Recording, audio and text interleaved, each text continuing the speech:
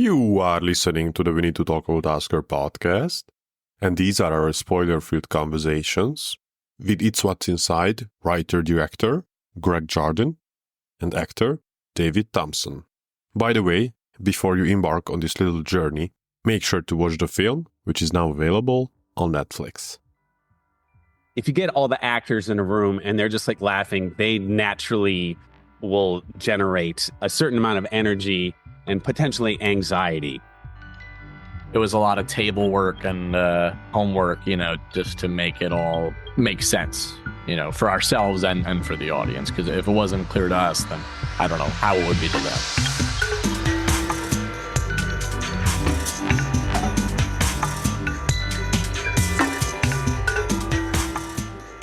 So first of all, Greg, so great to have you. Thank you for joining us. Thank you. Thank you for having me. To start us off, do you watch trailers, teasers, any kind of stuff like that?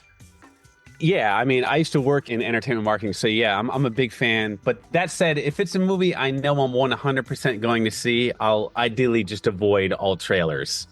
Yeah, the main reason for me jumping into a chat like this is that I was going to ask you about how you had pitched the project to potential financiers back when, but after all, I landed on asking you about trailers. What are basically, I feel like a kind of pitch to the audience.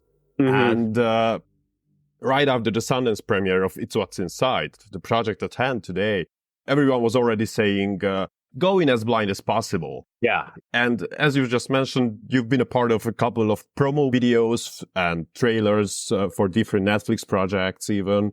So with this experience in putting together promotional footage, how did you think about your debut feature getting a trailer, what it was gonna look like, include, and so on? Yeah. I thought about this a lot, actually. I mean, initially at Sundance, I kind of wanted to give as little away as possible. Once the film got purchased and now we're doing a press run, this is my first press run. The point was actually made to me if the actors can't talk about the main body swap plot, then there's they kind of can't talk about much. So I was like, that makes total sense. So for the trailer that went out, the sort of philosophy in it was sort of just, set up the idea that there's some sort of a party, that there's this body swap machine, and then everything else should just be tone and vibe, and then try not to hit any plot points beyond that. So that was what we tried to do. Totally. I would like to use this as a segue to what I truly appreciate about this film, which is how, even though I already hate myself for saying something this basic, or I don't know, but I'm just gonna say it, it's the epitome of genre bending. Honestly, it has everything. Like, I can't say to people like, hey, Greg Jardin has this great drama, or great comedy, or great horror, or thriller coming out. But on the flip side, everyone can find something in it. So what I'm trying to get to is, what does constructing a story like this look like for you? Did you or do you give any thought to what genre element a project of yours consists of? Yeah, it's something that kind of unfolds over time. Like initially, I just thought about it like this sort of sci-fi comedy. Really, I just thought it was going to be a comedy just because I just wanted there to be sort of naturalistic dialogue from young people, which I just thought would just naturally be kind of funny, if it's, especially if it takes place at a party. So sort of they're coming up with the initial idea.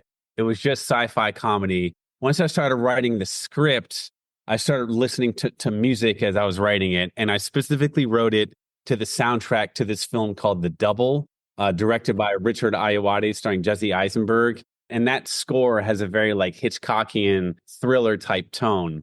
And because of that, I was like, oh, maybe this film should have more thriller elements. We actually got that same composer, Andrew, to do the music for this movie. So listening to the music kind of got me thinking maybe it's more of a thriller. And then when I was making my lookbook, I was like, oh, it could be cool if the movie was lit to kind of look like a horror movie. So that came in. And then just the final touch, I say, is the tone that I call anxiety chic, which is this shirt, which is essentially just our main character, Shelby, is very anxious. So the whole film should feel like what it feels like to be an anxious person, basically. Oh, the film is a complete panic attack. So like, Thanks. And you have this good, I mean, who am I kidding? Great, amazing idea that the body swap itself that can serve as a core for a film and first a screenplay. Was this your starting point that you then, I don't know, gave hands, legs, dressed up, etc.? Yeah. Or how did this part of the process shape up? Really, I mean, it started from I gave myself the constraint of writing a script that took place in one location solely so we could make it as inexpensively as possible. I'd tried unsuccessfully to make other more expensive movies for like about a decade, and I just couldn't get the financing put together. So I was like, let me just write one location, one night, do it as cheap as possible. And so I just started with 8 people at a party. Somebody has a suitcase, and the suitcase has a sci-fi element. That was just the first bare bones sort of constraints that I gave myself. I came up with a body swap idea maybe like a month or so into ideating, really because I had just played this party game called Werewolf, or it's also called Mafia. And so the party game thing was like fresh in my mind. I came up with the general idea of like an 8-way body swap, really inspired by playing Werewolf. And then it kind of went from there. I got really excited about it when I came up with the idea, the sort of first big twist in the movie where 2 people die. And now 2 people in the group can go back. And I thought that was a great recipe for chaos. It is. It totally is.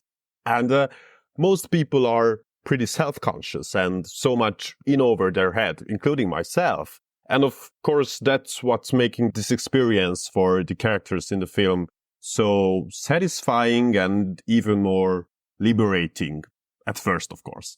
Might be a little twisted question, but do you yourself consider the overall concept as they are occupying someone else's body and everything that comes with it physically and bringing the mental or spiritual side to it, or as occupying someone else's mind?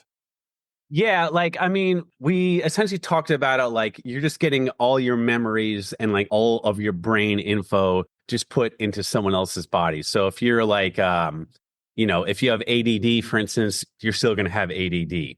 But, like the way your brain talks to your body to sort of navigate your physicality is there. But obviously, if you're in a different body, you're probably going to move a little different. But it's essentially just like a consciousness swap is the root idea. I see. With the body swap, during the casting process, did this look like as the actors were mainly trying for one character and a few others, or how did this look like? Yeah, good question. So basically, we started like, it was like, let's start with casting our main couple first and then base everyone else off of what we get. So, and really, we were casting Shelby first. So I really wanted a biracial actor to play Shelby. I'm biracial myself. And there's an inherent thing where you sort of, society kind of tells you that you sort of need to lean into one side of yourself and away from another side of yourself if you're biracial. So I wanted that quality to sort of be portrayed in Shelby. And we kind of see that as soon as we meet her, she's covering up her like curly dark hair with like straight blonde hair. So once we cast Brittany, she was the first person we cast. We then cast James Morsini as Cyrus, and we cast him because I saw his movie that he wrote and directed and starred in called I Love My Dad. And I was very excited about them as a couple. And then I think after that, we're trying to cast Nikki, like a good Nikki to kind of play off of Shelby. We ended up casting Alicia. I was introduced to Alicia because she's on Fear the Walking Dead with our producer, Coleman Domingo. He introduced me to her.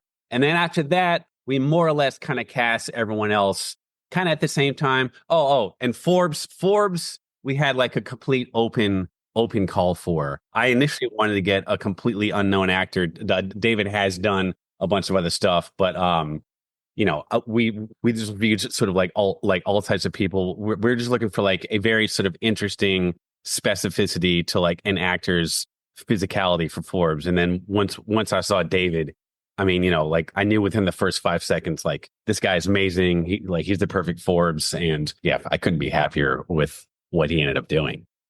With the genre bending element or feel of it that I mentioned previously, during the shoot, there must have been moments that were not just logistically, but mentally taxing for the actors as well. As a director, and also as a writer-director who knows the script best as well, what do you do? What is it that you can do so that your actors feel safe and at ease in the more challenging scenes and moments? Yeah, good question. I mean, overall, I try to be as collaborative with them as possible. We had a week of rehearsal before we shot with all the actors, which was this amazing luxury that we were able to have. And during that week, I mean, I essentially said to all of them, like, I want you guys to take agency of your base characters. You guys now own the characters more than I do. And during that week, I tried to establish a very sort of like film school-esque vibe, i.e. like we're all just people just playing in the backyard. There's no such thing as failure. Let's just try different things. So we really had this week where I had the actors improvise, come up with their characters, isms and stuff like that. And then they would teach their characters to the castmates and learn from the castmates about the other characters. And, they were doing like a lot of improvisation, and I would rewrite the script based on what they're doing. So I think by the time we shot, every actor like kind of felt like they had a decent amount of ownership over the characters. And, like they knew that if they wanted to change a line, it was no problem. And then on the sort of like more emotionally taxing scenes, it's really just about keeping like the vibe on the set kind of like calm and quiet. There's like a sort of like emotionally climactic scene like in the mirror room. And, like in that scene, it was just like, we would talk to the crew, work with my AD and the DP about how can we minimize the amount of time in between setups so the actors can sort of maintain the emotional state that they need to be in for as long as possible. And how can we also just keep the vibe in this room as calm as possible so there aren't people shouting and it doesn't kind of get in the way of the actor's process. It's crazy to me that now you're saying how much you tried for the set to be as calm as possible, but at the same time, it's what's inside is insanely fast-paced. And it's induced by the triple lighting that you mentioned before, some occurrences of split screen even. And you are not just the writer and director of the film, but as far as I know, the editor as well. So this intensity wasn't even noticeable, present already while filming took place, and it only happened or appeared during the editing process?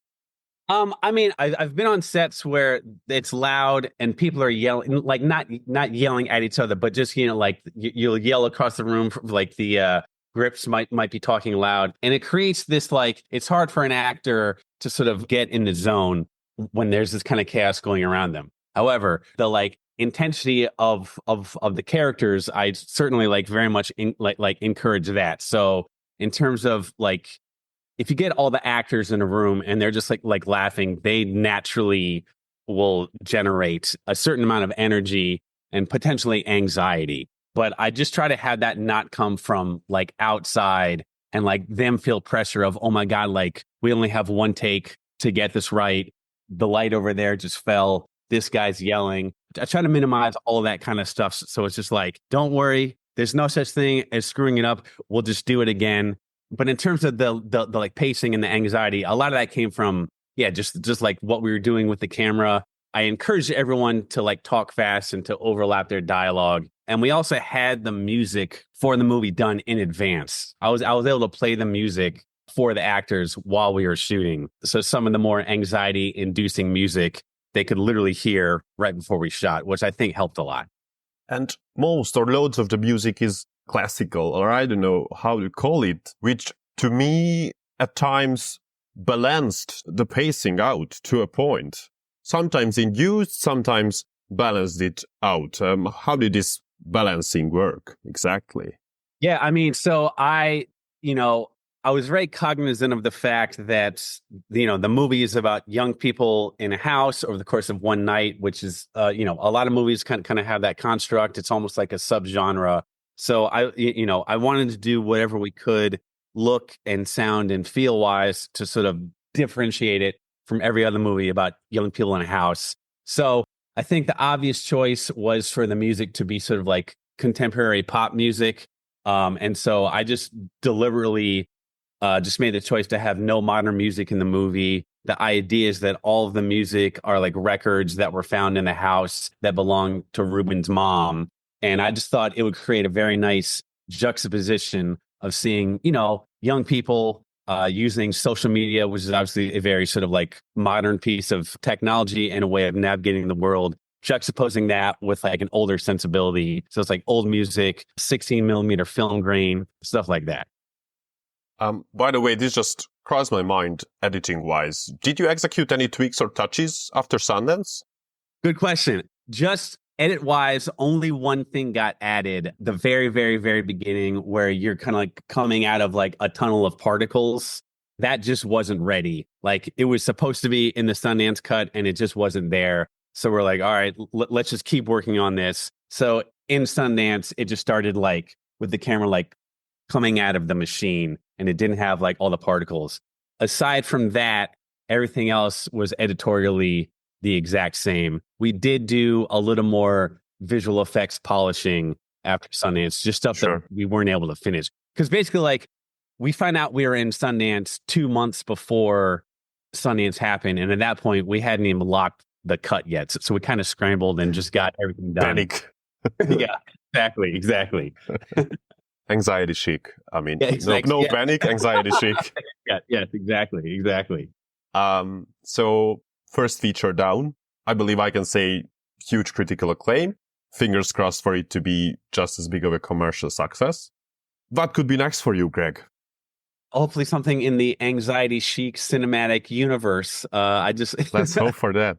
Yeah, I like movies that raise your blood pressure. It doesn't have to be horror, but just just movies that make you feel very engaged and sort of on the edge of your seat. So I'm hoping to do stuff that's in that realm and that is still on the smaller side, like under $20 million, so I can keep it as singular as possible. Wonderful to hear. I'm truly rooting for you because I loved It's What's Inside. And once again, thank you for your time, Greg. Really. Thank you very much. Thanks. Great talking to you.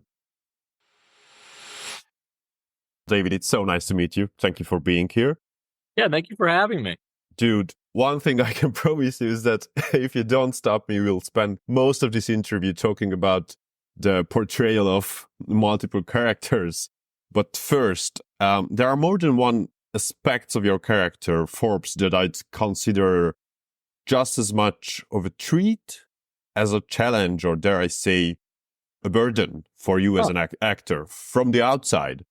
And I would just really like to get your stance on it. So, first of all, Forbes gets a great entrance, a grand entree, which is, pardon my French, fucking red. But at the same time, he has to live up to that later on. Sure. With most of the movie left to play.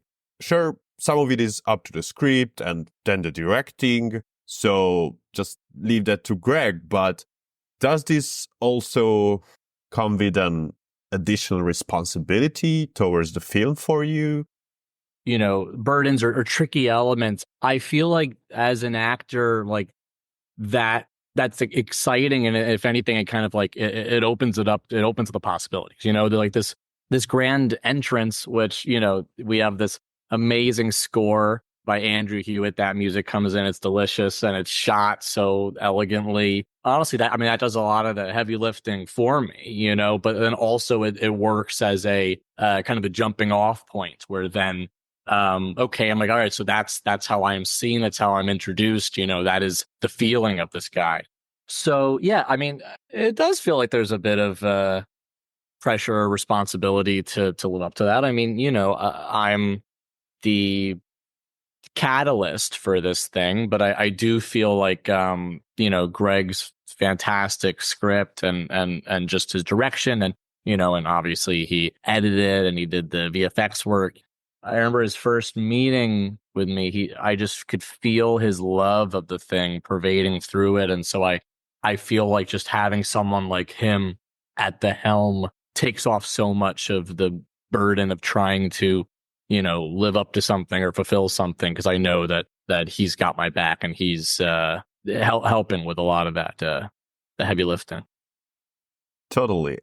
Also, even though we slowly learn about all the other characters and their different baggages, in general, Forbes is the odd one, the outsider of the friend group. And then he ends up at the wheel big time. And by ends up, I mean, he perfectly orchestrates his every move, resulting in this. Thanks to all this, he shifts from the aforementioned outsider, later rival, to the host of the party. And despite figuratively kicking the door in at the beginning with his grand entrance, he was previously described by the others as this alien. Kind of big question, but what character choices did this rapidly changing underdog position open the door for?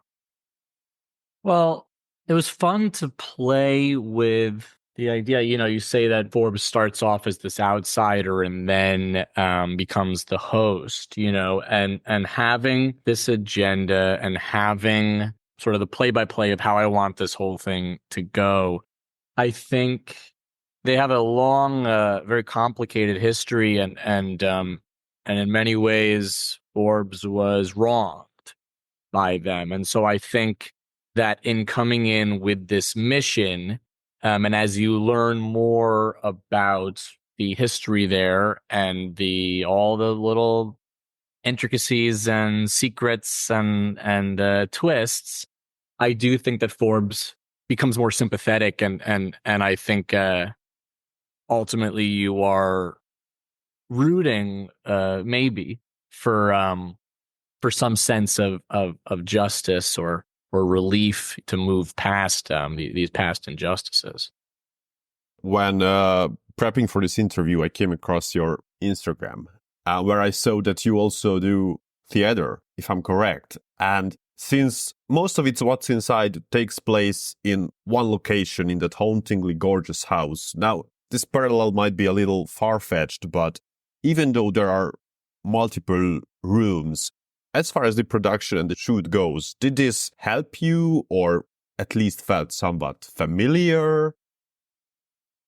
To be honest, I haven't done much theater since I was a kid, but I did have the luxury of doing a play, that I put up with some friends, and we were so lucky to have this rehearsal process for this film, which felt very much like theater, because I feel like you don't often get so much rehearsal time, where we were in the house for a week together and we were running scenes and we were recording each other, and we were doing scenes where we'd play the person, our character, even when they're in someone else's body, so that everyone can get a feel for that performance and those nuances. And we did it all over the house. We would, since we were rehearsing in the place where we would be shooting it, we'd say, okay, well, let's go do this scene, down by the lily pond. And so, like, by the time that we were shooting it, we had already rehearsed it and explored it so much and blocked it so that the technical element was out of the way, and then we can just play with it, And we would be allowed to, we'd have, these long takes where we just go all the way through, and the dynamic camera work from the DP Kevin Fletcher and the camera op Brian Friesch. The film looks fantastic, but they would so elegantly find ways to capture all of the action with this fluid camera. So it didn't quite feel like, okay, we're getting this part of this coverage and we're getting this. So often it was, okay, we're capturing the whole thing, and so you do want to be aware of where the camera is, but it did kind of feel like theater in this beautiful and freeing way. By the way, I read an interview with Greg he had done after, I believe it was Sundance, where he says that the house you shot in was for sale. Do you know whether it's been sold since then? I don't know, but I wonder if you can get a little more money out of it after the release of this film. I feel like it'll be, maybe, who knows, maybe it'll be iconic after this one. I sure hope so. After I ask this next question, you might already guess my follow-up, but do you like or tend to end up owning your character to a certain point? Well, yeah, I think so often you want to do such a deep dive and be such an authority and defender of your character, that you know them inside and out, and it feels like a fully fleshed out life, and that even when they are acting in a way that maybe you wouldn't necessarily agree with, that you have empathy and compassion for them. But I feel like on this project, everyone is kind of doing that with each of the characters, right? The way that Greg set it up was that essentially we would set the tone for our base character, and then the other people would match that.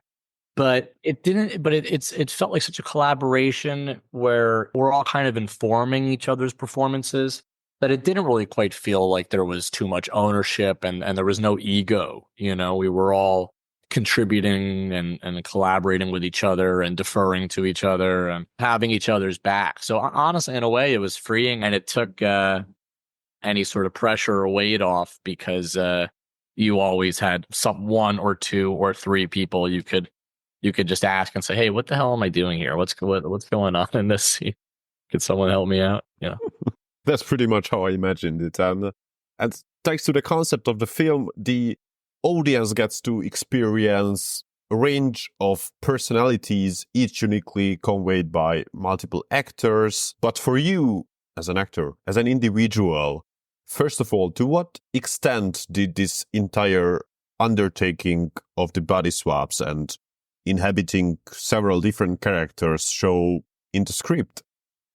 Yeah, it's such a visual film that in reading the script, I feel like it took me like 2 or 3 reads to really kind of pick up on what was happening. And then even then, we got on set and I would go, "Oh, okay, I didn't quite understand that moment. Now this has become clear to me." And then even then, it took until watching the movie that I'm like, "Oh, now I see what's happening in this section." So I think a lot of that, once again, is testament to Greg as a filmmaker and storyteller, and all of the visual tricks and techniques that he uses to clarify things for the audience. But I think it's so genius how there are things that he uses to help to make it more accessible, but he hides them and disguises them as stylistic choices, where it's making it easier for the audience, but also in a more entertaining way, where he's not just kind of spoon feeding them, but rather heightening the experience. So I think it takes a very deft hand to pull that off. Yeah. What did this mean in terms of the casting process? Because Greg just told me that there was an open casting call for the character of Forbes. Was it like that was the main character you were auditioning for? And then did you still have to read for some of the others to a certain more moderate extent because of the body swap essence of it?